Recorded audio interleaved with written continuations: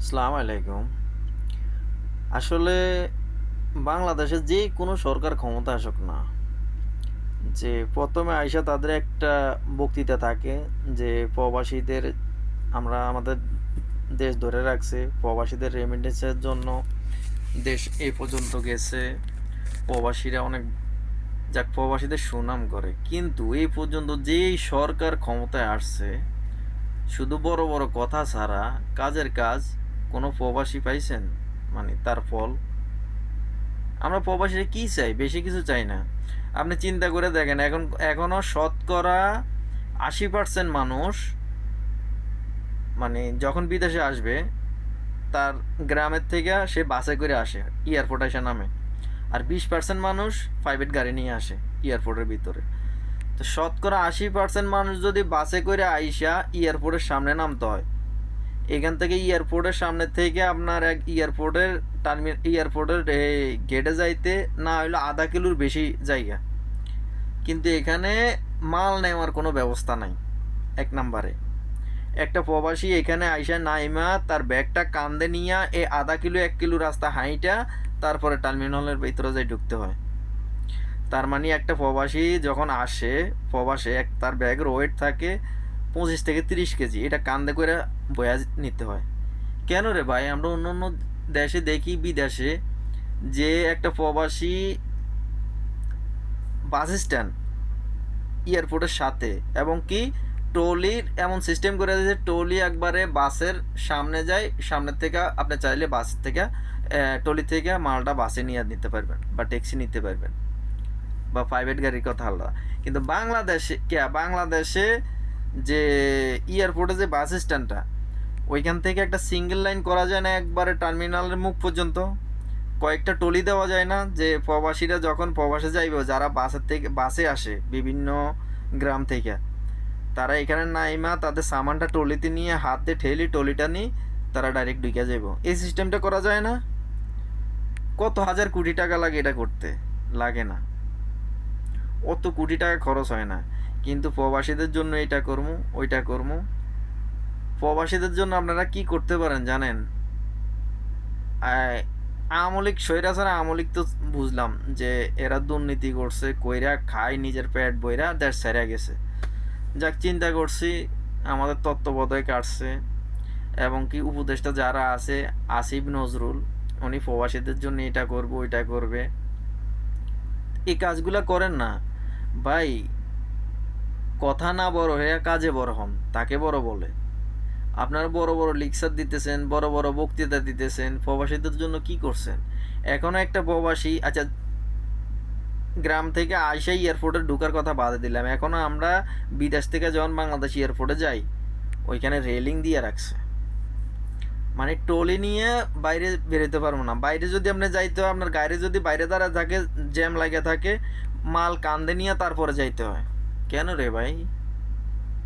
এই railing system তো আজ পর্যন্ত পৃথিবীর কোনো দেশে দেখি না, যে এয়ারপোর্টে রেলিং দিয়ে রাখছে, ট্রলি নিয়ে বাইরে যাওয়া যাবে না। এই বিদেশে আমরা যখন আসি, এরা নিজেদের লোক না, অন্য অন্য লোক ভাড়া করে আইনা কামে রাখছে, যে একটা লোক এয়ারপোর্টে আসলে সে টলি নিয়ে বাইরে আসলে তার মাল খালাস হওয়ার পরে টলিটা সেই লোকে নিয়ে আবার ভিতরে দিবে। আর আমাদের বাংলাদেশে কম টাকায় আমাদের বাংলাদেশের মানুষে পাওয়া যায়, কিন্তু আমরা এই সেবাটা পাইতেছি না। কেন?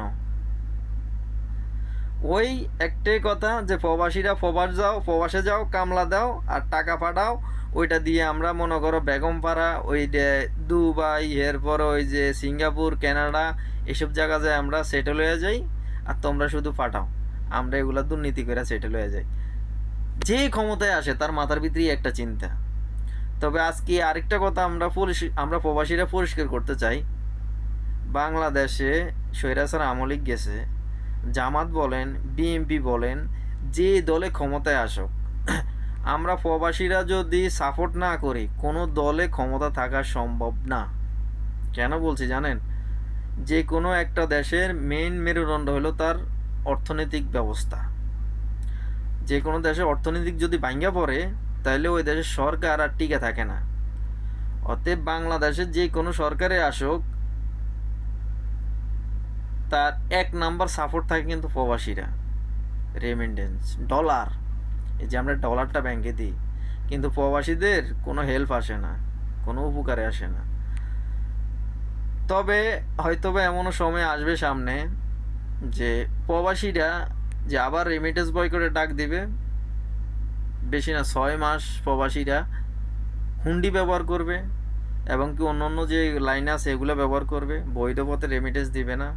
তখন দেখবেন আবার বাংলাদেশের কি অবস্থা হয়। এটা আমার মনের কথা না, এটা এর লক্ষ হাজারো কোটি প্রবাসীদের মনের কথা। মানুষ হিসাব করে প্রবাসে এখন এত কোটি মানুষ আছে, আরে ভাই প্রবাসে এত কোটি মানুষ না, ধরে রাখেন প্রবাসে এখনো 50 কোটি। অনেকে বলে প্রবাসে এত লাখ মানুষ আছে, এত কোটি মানুষ আছে।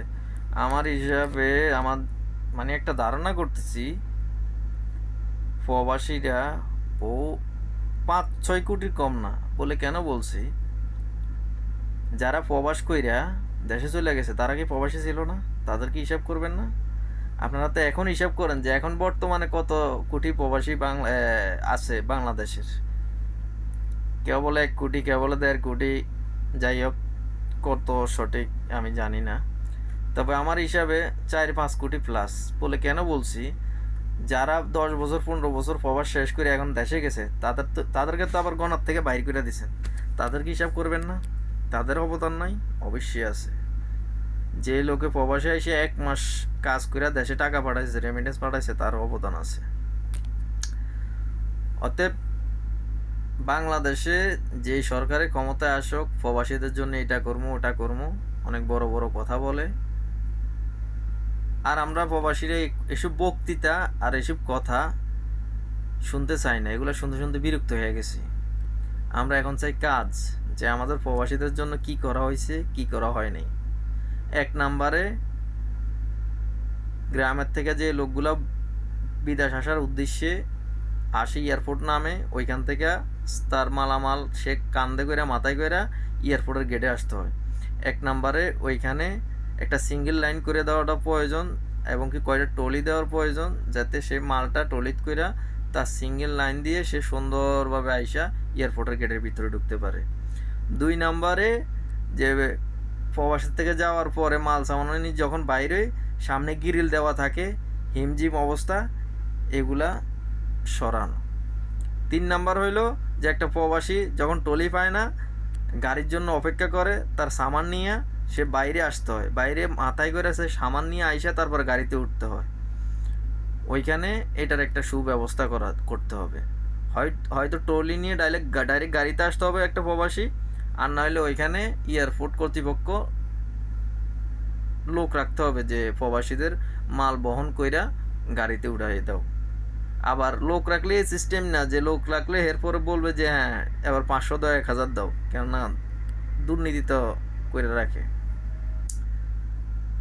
অনেক কথাই ভাবি, অনেক কথাই বলার থাকে, কিন্তু যখন ভিডিও বানাইতে আসি তখন